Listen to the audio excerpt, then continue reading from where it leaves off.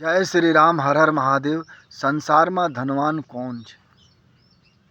યક્ષ અને ધર્મરાજ વચ્ચે સંવાદ છે. સંસારમાં ધનવાન કોણ છે? જેનું જીવન સિમ્પલ હોય, સાધારણ હોય, ભલે ખૂબ ધનવાન હોય, જીવન સાધારણ હોય, એ ધનવાન છે.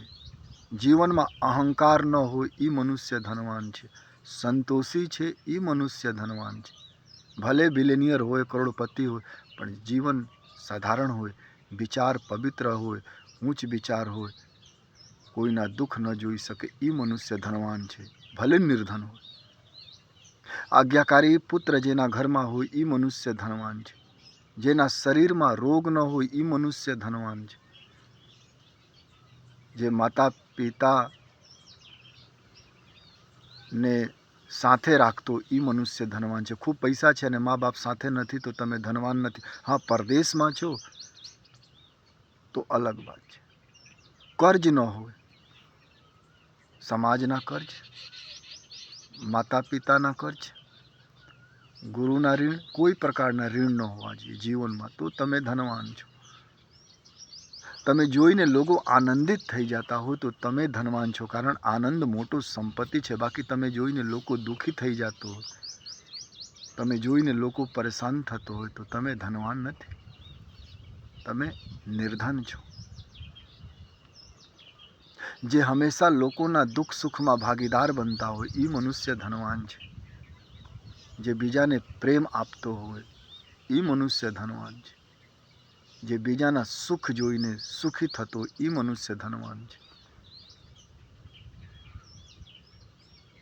જે ખૂબ વિદ્યા ગ્રહણ કરતા હોય અને જગતને આપતા હોય એ પણ મનુષ્ય ધનવાન છે. કારણ વિદ્યા પણ ધન છે. તમારા પાસે ખૂબ તાકાત છે અને તમે લોકોને સુરક્ષિત રાખો છો તો તમે ધનવાન છો.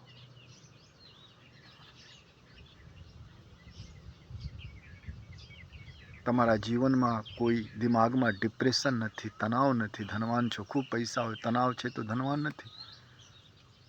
ઘરમાં રોજ ઝઘડા થતા હોય પૈસા માટે, લુગડા માટે, તો ધનવાન નથી. ધનવાન કોણ છે? જે હંમેશા આનંદિત રહેતા હોય, પરોપકાર કરતા હોય, સિમ્પલ જીવન જીતા હોય, વિચાર ઊંચાને પવિત્ર રાખતા હોય, વાસનાથી મુક્ત હોય, હરિભજન કરતા હોય, એ પણ ધનવાન. ભક્તિ પણ એક ધન છે. જેવી રીતે તમે ધન છુપાવો, ભક્તિ પણ, જે ભક્તિ કરતા હોય એ ધનવાન છે. ભજન કરતો એ ધનવાન છે. સમાજને કાંઈ આપતો હોય એ ધનવાન છે. કોઈ સરસ કામ કરતા હોય, ધાર્મિક કામ કરતા હોય, પવિત્ર કર્મ કરતા હોય, વિરોધ ન કરતા હોય, સપોર્ટ કરતા હોય, એ મનુષ્ય ધનવાન છે. ભગવાન દિવસમાં જેટલો આપી દે, ભલે મજદૂર હોય અને સંતોષ હોય કે ભગવાન મને બહુ આપેલા છે, એ મનુષ્ય પણ ધનવાન છે. કોઈ સંત સાધુને ભિક્ષા મળી જાય અથવા ભગવાન ન આપે કોઈ દિવસ ભિક્ષા તો પણ આનંદમાં રહેતા હોય તો એ સાધુ પણ ધનવાન છે. કોઈ પાસે એક રોટલો હોય અને કોઈ ગરીબને થોડા બહુ ખવડાવી દે તો એ પણ મનુષ્ય ધનવાન છે. જે કોઈના દુઃખ જોઈને આંસુ બહાવે એ પણ મનુષ્ય ધનવાન છે. અને કોઈના દુઃખ જોઈને આનંદિત હોય તો એ મનુષ્ય ગરીબ છે, ભલે ખૂબ સંપત્તિવાન હોય. કોઈ ઘરમાં ખરાબ હરામ પાપના પૈસા ન આવતો હોય એવા વિચાર રાખતો એ મનુષ્ય પણ ધનવાન છે. જે સત્ય સાથે રહેતા હોય અને સત્ય સમર્થક હોય, પાપાચાર ન કરતા હોય, વ્યભિચાર ન કરતા હોય, જેના જીવનમાં કામ, ક્રોધ, લોભ, મદ, મોહ નથી, એ મનુષ્ય તો બધા કરતા ધનવાન છે.